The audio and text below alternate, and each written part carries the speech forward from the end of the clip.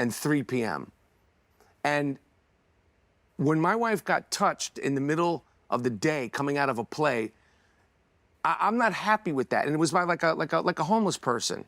Like, I don't care that you're homeless. Don't touch my wife. You know what I mean? And it bothered me so deeply that this happened to her and that she's got a shoe thrown at her. Why a shoe? Because a crazy person. Just crazy. My wife, and my wife is violated. I get to thinking, I'm sorry that you're mentally ill.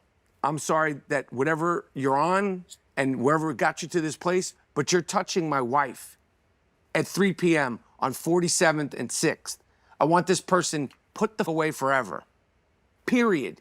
Tonight, Bill Maher and Michael Rapaport go from comedy roots to real-world safety, NYC on the edge, late-night culture shifts, and why government's first job is protection. No sermons, no rage, just raw honesty and perspective. And there's other women in New York City that also feel uncomfortable and unsafe. And we're not talking about in the boroughs. I'm talking about in Midtown Manhattan and downtown Manhattan.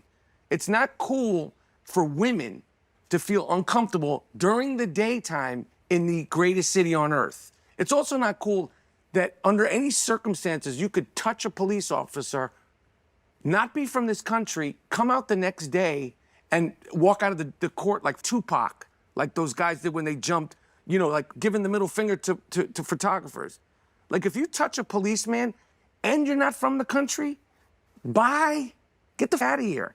Like, and I'm not one of these people who, I know the police are not perfect, but if you touch a policeman, you should be in prison, period. And you shouldn't be able to walk out of jail going, you know, like you. And this shit's been going on in New York City. But this thing with women not feeling comfortable in Manhattan during the day, not down with that shit. It really deeply bothered me that happened to my wife. And like I said, she's not some laissez-faire, you know, like head in the. She looks out for me more in the street. So like I was like, nope. And I'm comfortable saying, put him under the jail, and he should never come out. It's raw emotion, and I get it. You touch someone's family, that reaction is human. But when does protection cross into overreaction? That's the line we all have to think about. Because God forbid he comes out and does something worse. All right, first of all, it's policeman, not police, not policeman. What did I say? Because we're not 5. That's policeman. Yes, I agree. I mean, I'm not. I loved it. I'm not arguing. Shit. I'm not arguing with the basics of anything you've said. I love it. You know, go away forever. No, I mean, we still have to follow rational laws. Yeah. Put him away forever. I don't want you on, because like the guy in North Carolina who stabbed the girl and he's been in and out of jail for 14 times. Not forever. That guy, 14 times stabbing, yes. I guarantee you the guy who touched my wife has been in jail at least 5 or 6 times. Well, if he has, that's a different story. But groping is not going away forever. Going away forever is like, you know, murder.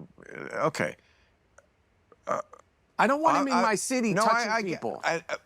And what you're expressing is something that people feel that transcends party, I think, and politics. It's very hard for, you know, old school Democrats, liberals to, if they have the same feeling, still go to Trump because so much of what he does also bothers us on a very visceral level. Yeah. So I understand that. But, I mean, your feelings are all completely legitimate. My question to you is, if this guy bothered you so much, why don't you take care of it?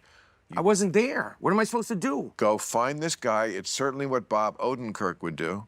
Do need the cops, because civilization is a mile wide and an inch thick, and you lift off that just very top veneer. That line hits hard because it's true. Civilizations only work when people believe in it. You start losing trust in protection and order, and it can crumble fast. And people are animals. Straight up. If you don't keep the shit to shoe level, it goes sideways real fast. Yeah.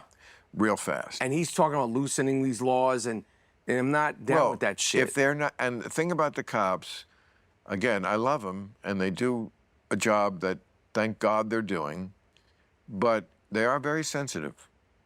Like, when they get their feelings hurt, and I get it, you know, you're out there, and you sacrificed 2 marriages now because this job was what it was, and you come home and you need 3 drinks because it was a little nerve-wracking at times, and whatever it was, and you see the dregs of life every day. You see the worst people. You don't see the best people. No. Nobody ever calls you to their porch to tell you how good the marriage is going.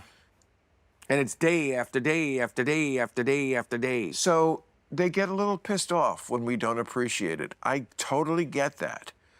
But when they do, the blue flu, whatever they want to call it, like, if you're going to incentivize them to not quite give 100% shit, okay, 100% of a shit,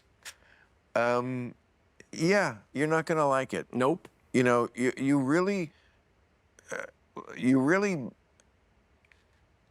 are going to like a world where the police feel appreciated better. Yeah. Because protection is government's first priority. And everybody wants to feel safe. There's no race, creed, color, people that don't want to feel safe.